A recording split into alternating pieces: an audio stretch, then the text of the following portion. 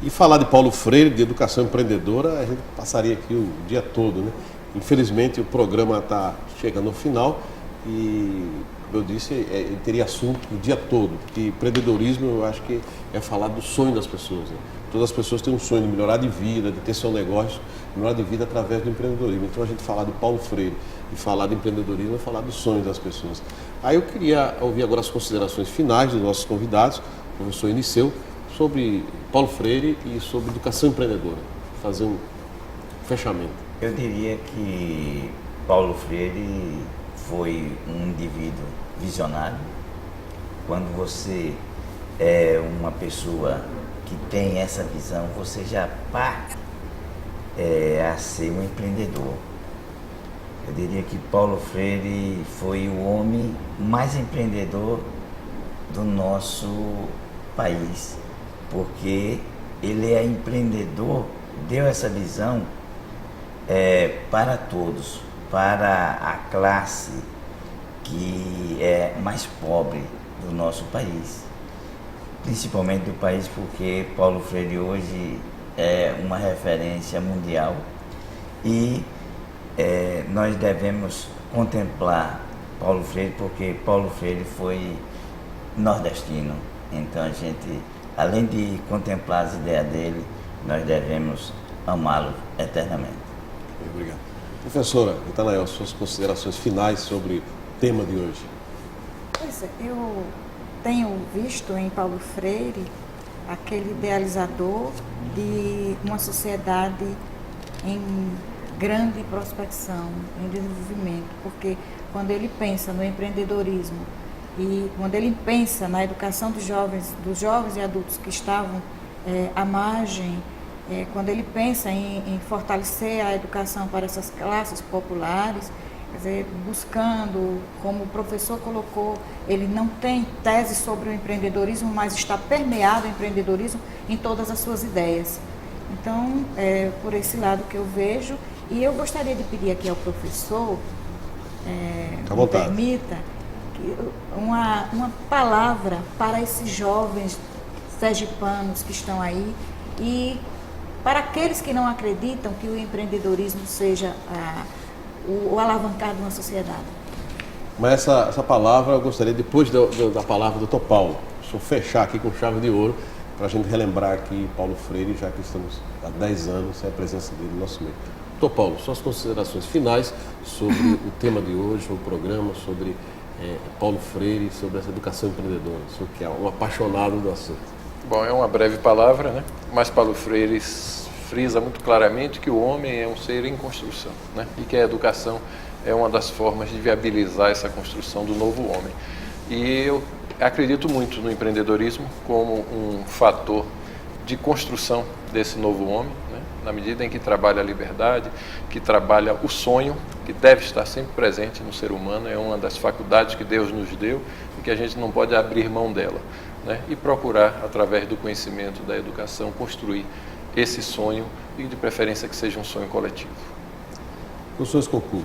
As suas considerações finais, também eu atender o pedido da professora, sua palavra para os jovens e também o senhor como assessor internacional do Instituto Paulo Freire, o que o senhor tem em mente, o que vai ser feito aí para reviver, para revitalizar todo o pensamento do Paulo Freire?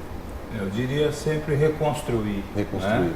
Porque ele deixou um pensamento aberto, que é uma outra coisa elogiável, não um pensamento fechado, pronto, empacotado, mas uma das coisas que ele mais ressaltava é a necessidade de que cada um, ao pensar as suas ideias, etc., desse a sua contribuição, a sua colaboração e vamos dizer, a localização, a circunstância própria para construir. Mas eu acho que a gente tem uma palavra sobre Paulo Freire, tanto para crianças, como para jovens, como para adultos. Não é? Eu acho que cada oportunidade que a gente tem de falar sobre Paulo Freire, eu penso que deve ser sempre um convite. Não é? Um convite. Não é? Então, acho que a grande palavra é o convite para as pessoas conhecerem o pensamento e a prática do Paulo Freire.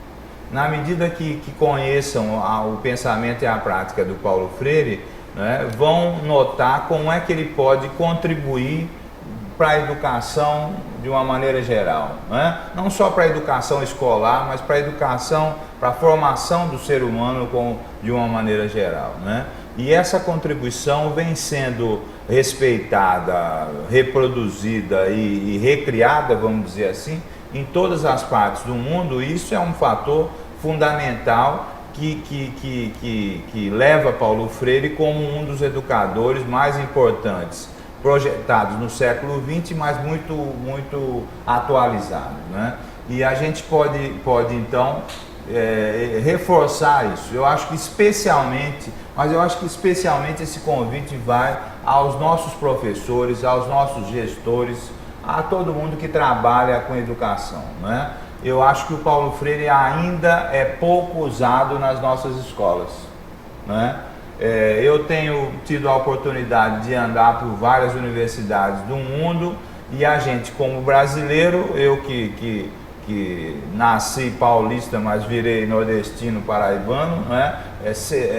Nos sentimos orgulhosos de você chegar em Portugal, na Itália, na Espanha e ver pessoas trabalhando o legado do Paulo Freire, né? Eu tive recentemente contato com uma pessoa que trabalha as ideias do Paulo Freire na Coreia e outro que trabalha as ideias no Japão, para você ter uma visão dessa repercussão. E às vezes, ou em grande parte, a gente não vê ainda que o Paulo Freire tenha aportado nas nossas escolas, não é? Não só para a visão empreendedora, mas com uma visão de escola mais integral, etc. Então eu acho que isso, por um lado, então esse programa poderia servir muito bem de convite para as pessoas lerem o Paulo Freire, se aproximarem das suas ideias, notarem como é que ele pode ajudar a prática a melhorar, como é que em sala de aula os professores podem tomar o seu legado como uma ferramenta metodológica, uma ferramenta de conteúdo, e isso é uma coisa muito importante. Por outro lado, as universidades, as entidades como os institutos, os centros que se dedicam a pensar um pouco sobre o Paulo Freire, eu acho que tem cada vez mais uma missão importante, né? Que é divulgar esse pensamento, não como uma coisa empacotada e pronta, como eu estava dizendo, mas como um pensamento sempre em construção, que está sequioso que outras pessoas coloquem lá a sua contribuição, né? Então isso pode ser feito através dos livros, né? Eu tenho me dedicado a isso.